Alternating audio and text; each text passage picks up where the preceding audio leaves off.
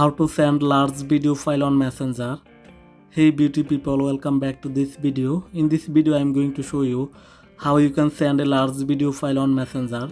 To send a large video file on Messenger, we can use some tricks, like we are going to use Google Drive or other online tool. So I am going to use Google Drive.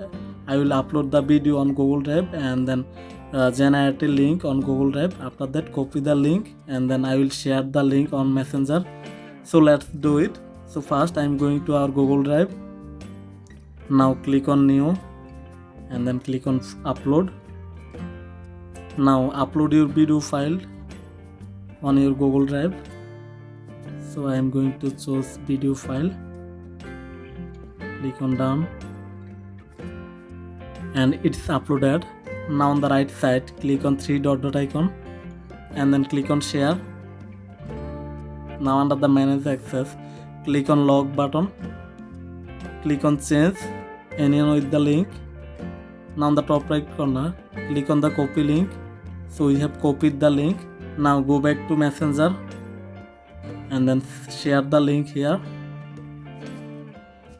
So now anyone can download the video, and that's how you can send a large video file on Messenger.